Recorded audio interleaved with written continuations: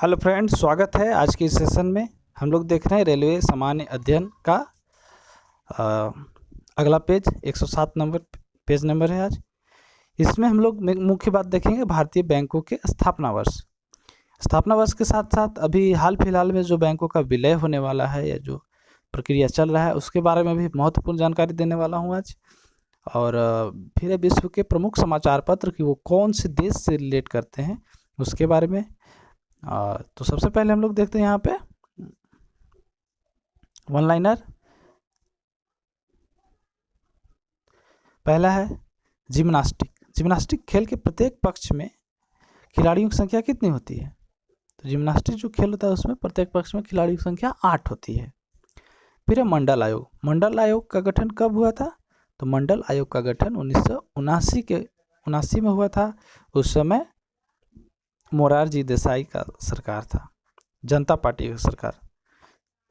ये किससे संबंधित था? तो ये पिछड़ी जातियां थी। जैसा कि आप लोग को पता है कि हरिजन और आदिवासी को तो आरक्षण मिलता ही था, लेकिन पिछड़ी जाति को आरक्षण का व्यवस्था नहीं किया गया था।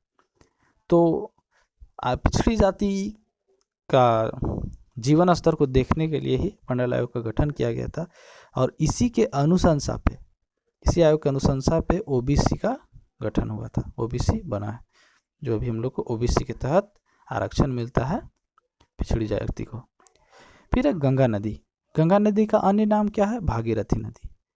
क्या है कि भागीरथी जहाँ गोमुख से निकलता है वो नदी भागीरथी ही है। हाँ, उसमें जब आके अलकनंदा मिल जाती है तब दोनों का सम्मिलित नाम जो होता है वो गंगा नदी हो जाता है। तो इसलिए गंगा नदी को कभी कभी भागीरथी नदी भी कहा जाता है, भागीरथी नदी। या इससे एक पौराणिक कथा भी है कि गंगा को जमीन पे लाने में भागीरथ नाम के एक आदमी जो थे तपस्या करके गंगा को ज़मीन पे लाए थे, इसलिए भी इसका नाम, गंगा का नाम भागीरथी बोला जाता है। Communist manifesto. कम्युनिस्ट मैनिफेस्टो को किसने लिखा है? तो इस लिखने वाले थे कार्ल मार्क्स। फिर है पुराणों का अध्ययन करने वाला प्रथम मुसलमान कौन था? पुराण 18, पुराणों की संख्या 18 है। हाँ, तो उस पुराण का अध्ययन करने वाला प्रथम मुसलमान का बात करें तो अल-बरूनी है। फिर है प्रजातंत्र जनता का, जनता के लिए तथा जनता के द्वारा शासन है। इस कथन को किसने कहा था? तो इस कथन को अब्राहम लिंकन, जो कि अमेरिका के राष्ट्रपति रह चुके थे, उन्होंने इस कथन को कहा था। भारत में सबसे भयानक अकाल। भारत में सबसे भयानक अकाल जो है वो कब पड़ा था? 1943 में।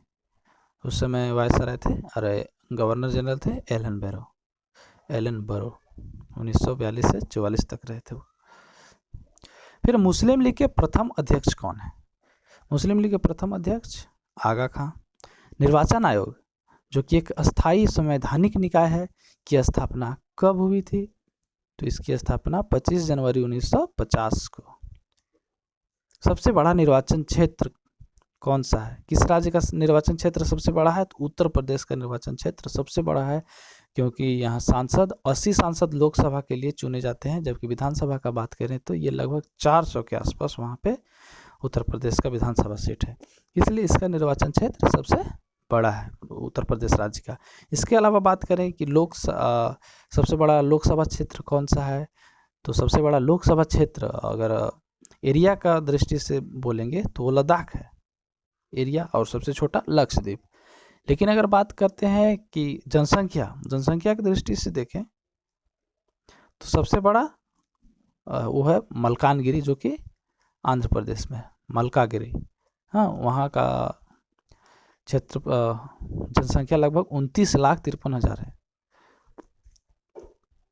तो जनसंख्या की दृष्टि से मलकागिरी और क्षेत्रफल की दृष्टि से लद्दाख सबसे बड़ा है, और सबसे छोटा का बात करें तो लक्षद्वीप।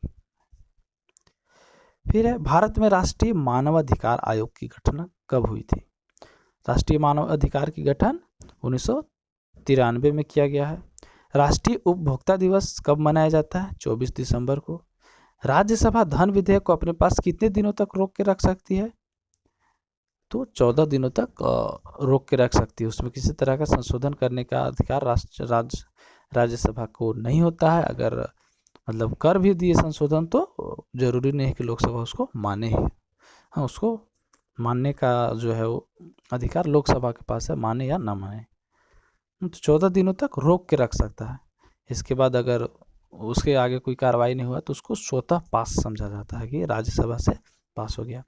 वर्णांधता रोगी को कौन कौन से रंग पहचानने की क्षमता नहीं होती है? वर्णांधता जिसको कलर ब्लाइंडनेस कहा जाता है, उसमें लाल रंग और हरा रंग पहचानने का कैपेसिटी नहीं होता मनुष्य के पास, उसमें उसको बोलते हैं कि उसको वर्णांधता रोग है। रेडॉन फिर है, कौन सा ऐसा अक्रिय गैस है जो वायुमंडल में नहीं पाई जाती है? तो वो अक्रिय गैस है रेडॉन। बाकी जितने सारे अक्रिय गैस हैं वायुमंडल में पाए जाते हैं। अकबर ने मजहर की घोषणा कब की थी? तो अकबर ने मजहर की घोषणा 1579 ईस्वी में की थी। मजहर का क्या मतलब है? तो मजहर का ये मतलब होता है कि अगर कभी किसी धार्मिक विषय पर कोई वाद विवाद की स्थिति प्रकट होती है तो अकबर का फैसला सर्वोपरि होगा और वही फैसला सबको स्वीकार करना पड़ेगा। मजहर को अमोघ वृत्त भी बोला जाता है। हाँ, तो यही इसी की घोषणा जो है अकबर ने मजहर की घोषणा की है 1579 ईस्वी में। फिर है झंडा गीत। झंडा गीत की रचना किसने की? तो झंडा गीत की रचना जो है श्यामलाल गुप्ता ने। विश्व का पहला धर्म कौन सा है? तो विश्व का पहला धर्म हिंदू धर्म है।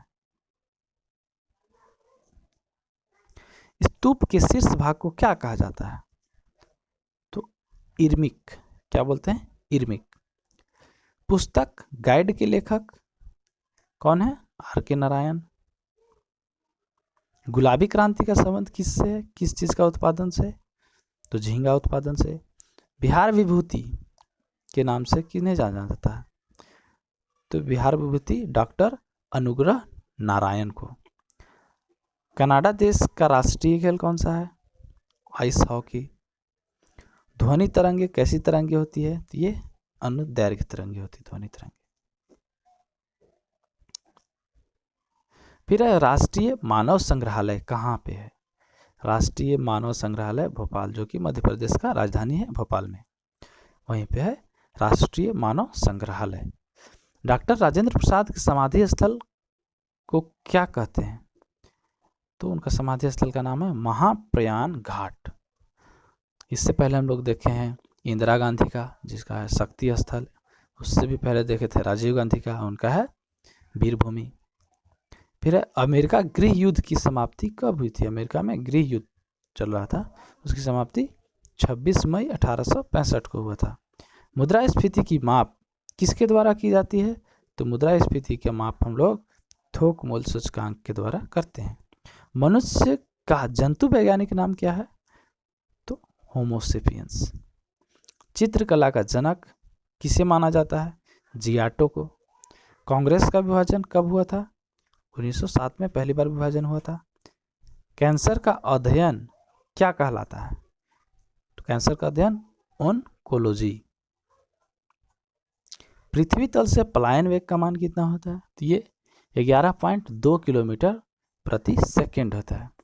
ये पलायन वेग का कहने का क्या मतलब है? तो ये एक ऐसा वेग है कि जिस वेग उस वेग से अगर कोई भी वस्तु को पृथ्वी से ऊपर फेंका जाए, पृथ्वी से बाहर फेंका जाए या ऊपर फेंका जाए, तो वो वस्तु पृथ्वी पे लौट के कभी नहीं आएगा। मतलब कि 11.2 किलोमीटर प्रति सेकेंड से अगर कोई भी वस्तु को हम लोग ऊपर फेंक देते हैं तो वस्तु जो है वापस कभी नहीं आएगा। इसलिए इसको पलायन वेग बोला जाता है या एस्केप वेलोसिटी बोला जाता है। एस्केप मतलब छोड़ के चला जाना। इसके बाद है विश्व मौसम संगठन का मुख्यालय कहाँ है? विश्व मौसम संगठन का मुख्यालय जिनेवा में है। CISF की स्थापना कब हुई थी? तो CISF की स्थापना 1969 में। इसके बाद कार्यपालिका। कार्यपालिका का प्रधान कौन होता है? कार्यपालिका का प्रधान जो है वो राष्ट्रपति होता है। मिडनाइट चिल्ड्रेन पुस्तक के रचयिता कौन है? मिडनाइट चिल्ड्रेन के जो पुस्तक है उसके रचयिता सलमान रश्दी। भारत का राष्ट्रीय पंचांग किस पे आधारित है? तो भारत का राष्ट्रीय पंचांग शक संवत पे आधारित है, और शक संवत का शुरुआत 78 ईस्वी में हुआ था, कनिष्क के शासनकाल में। फिर है नियंत्रक एवं महालेखा परीक्षक की नियुक्ति कौन करता है? राष्ट्रपति। फिर है उपराष्ट्रपति कौन से सदन का सभापति होता है? तो राज्यसभा का सभापति होता है। 1857 का विद्रोह जो है कहाँ से शुरू हुआ था? तो 1857 का विद्रोह जो है वो मेरठ से शुरू हुआ था 10 मई 1857 को। हालांकि इससे पहले एक घटना हुई थी बैरकपुर में, वहाँ के एक सिपाही थे मंगल पांडे, 29 मार्च को ही ये घटना हुई थी। 29 मार्च को उन्होंने क्या किया था कि गाय की चर्बी वाले कारतूस को मुंह से काटने से मना कर दिया था, जिसके बाद उनको गिरफ्तार करके 8 अप्रैल 1857 को फांसी दे दी गई थी। इसके बाद 10 मई को मेरठ से ये 1857 की क्रांति का शुरुआत हुआ था। मेरठ से जो अगुआ थे या जो नेतृत्व कर रहे थे वो थे कोतवाल धन सिंह गुर्जर। कोतवाल धन सिंह गुर्जर मेरठ से 1857 के विद्रोह का नेतृत्व कर रहे थे। फिर है लेग्यूमिनस, किस चीज़ में पाया जाता है लेग्यूमिनस? ये दाल में पाया जाता है। विजयनगर साम्राज्य का संस्थापक कौन थे? तो ये हरिहर और बुक्का नाम के दो भाई थे, जो कि विजयनगर साम्राज्य की संस्थापना की हुई थी। कब? 1336 ईस्वी में।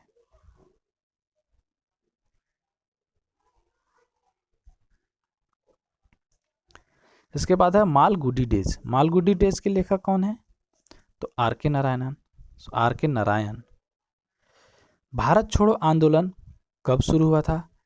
8 अगस्त 1942 को भारत छोड़ो आंदोलन की शुरुआत हुई थी। The God of small things पुस्तक की लेखिका कौन है? अरुंधति राय। इनको बुकर पुरस्कार से कब सम्मानित किया गया था? तो इसका आंसर होगा 1997।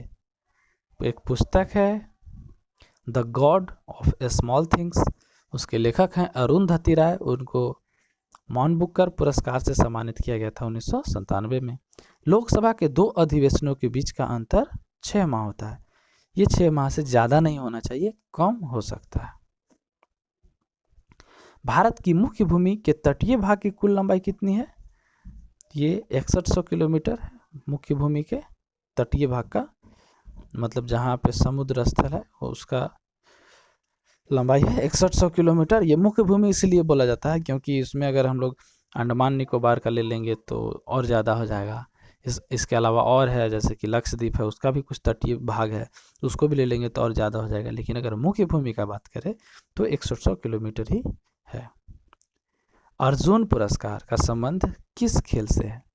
तो अर्जुन पुरस्कार कोई खेल से नहीं संबंध इसका, पर्टिकुलरली ये खेल में, कोई भी खेल में ये पुरस्कार दिया जा सकता है।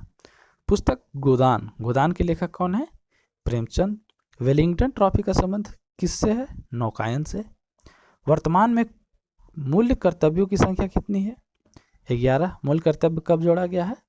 तो मूल्य कर्तव्य 42वें संविधान संशोधन 1976 में जोड़ा गया है। मानव शरीर में वसा का संचयन कहाँ पे होता है? तो वसा का संचयन एडिपोज नामक उत्तक में होता है। 1857 नामक पुस्तक के लेखक कौन है? एस.एन. सेन जो है 1857 नामक पुस्तक के लेखक हैं। अंतरिम राष्ट्रीय सरकार का गठन कब हुआ था? 2 सितंबर 1946 को अंतरिम राष्ट्रीय सरकार की गठन हुई थी। फिर है कापाट का मुख्यालय कहाँ है? नई दिल्ली में। एल्युमिनियम का प्रमुख अयस्क कौन सा है? बॉक्साइट।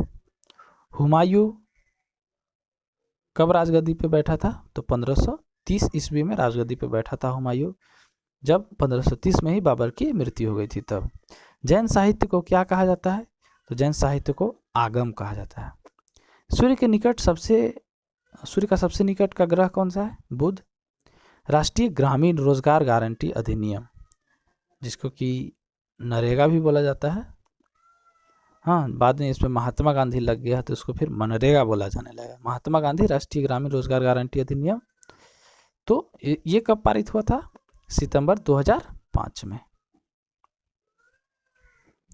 हिटलर की आत्मकथा जो मीन कैंप है, उसका शाब्दिक अर्थ क्या है?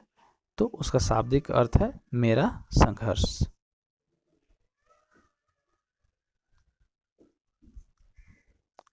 सर्वप्रथम स्वतंत्रता प्राप्त करने वाला अफ्रीकी देश कौन है? घाना, जिसका कि प्राचीन नाम जो है, पहले का नाम वो गोल्ड कोस्ट है। गोल्ड कोस्ट के नाम से भी जाना जाता है घाना को। तो यही राष्ट्र जो है वो अफ्रीका महादेश का सबसे पहले स्वतंत्रता प्राप्त करने वाला देश है। रबड़ उत्पादन में भारत का अग्रणी राज्य कौन है? केरल। संयुक्त राष्ट्र के चार्टर में कितने अनुच्छेद होते हैं? 111। विश्व का सबसे प्राचीन राजतंत्र कहाँ पे है? जापान में विश्व का सबसे प्राचीन राजतंत्र है। द्वीप विकास प्राधिकरण का अध्यक्ष कौन होता है? द्वीप विकास प्राधिकरण का अध्यक्ष प्रधानमंत्री होता है। भारतीय ध्वज का निर्माता कौन है? पिंगली वेंकैया। ऊंचाई बढ़ने से वायुमंडल दाब में क्या होता है? तो वायुमंडल दाब घटता है। तो वन लाइनर समाप्त होता है। अब देखते हैं हम लोग टेबल में आज है बैंकों का स्थापना वर्ष। पहला बैंक है बैंक ऑफ हिंदुस्तान, जिसका की स्थापना हुआ था 1770 में। फिर है इलाहाबाद बैंक का स्थापना 1865 में। अवध कॉमर्शियल बैंक का स्थापना 1881 में। पंजाब नेशनल बैंक का स्थापना 1894 में। Canara Bank 1906।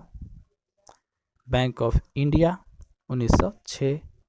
Corporation Bank 1906। 3 bank जो हैं एक ही साल, Canara Bank, Bank of India and Corporation Bank. इसके बाद है Indian Bank 1907। Punjab and Sind Bank 1908। Bank of Baroda 1908। Central Bank of India 1911। Union Bank of India 1919। इसके बाद इंपीरियल बैंक जो कि आगे चल के स्टेट बैंक कहलाया, इसका स्थापना 1921 में। आंध्रा बैंक 1923 में। सिंडिकेट बैंक 1925 में। Vijaya bank 1931। Reserve bank of India 1935।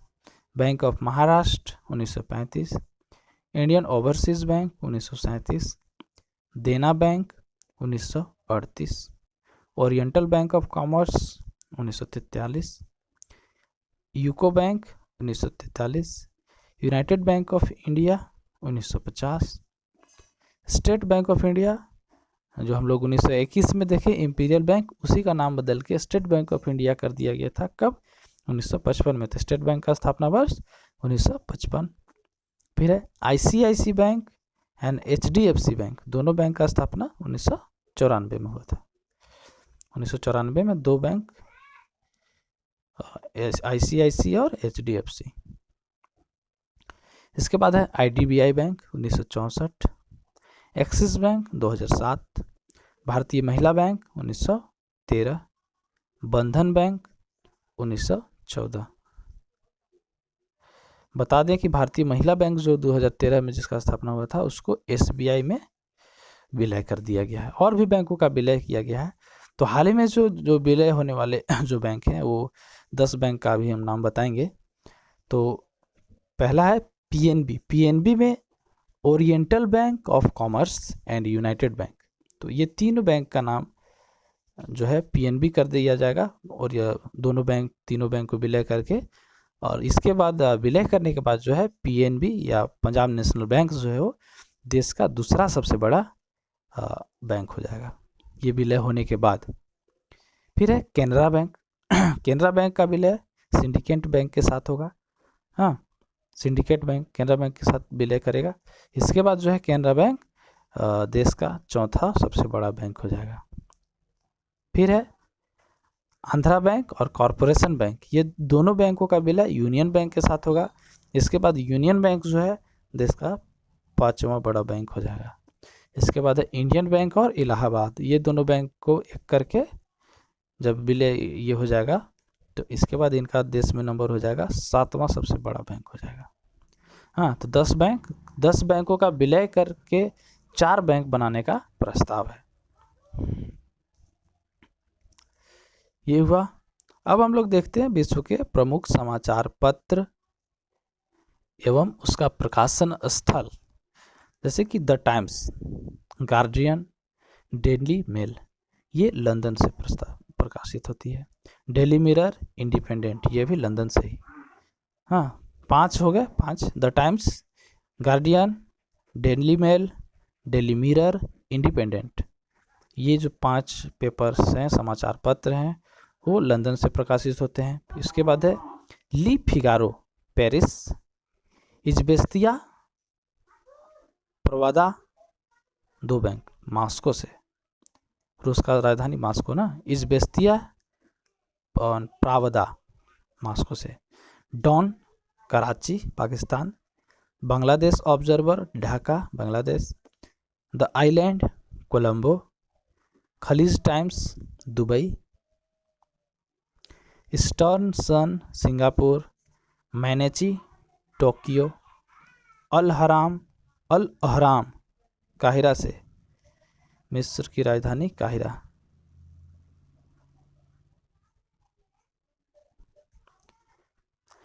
Peoples daily, Beijing से, चीन की राजधानी। मंडेका, जकार्ता।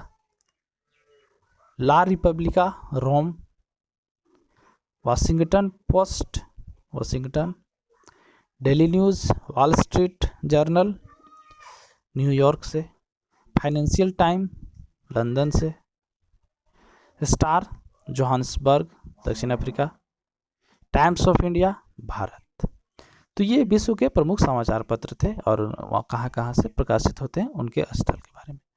तो दोस्तों, ख़त्म होता है आज का ये सेशन। वीडियो को पूरा देखने के लिए बहुत बहुत धन्यवाद। वीडियो अगर अच्छा लगे तो प्लीज़ लाइक करें और हो सके तो दोस्तों के बीच शेयर करें। धन्यवाद।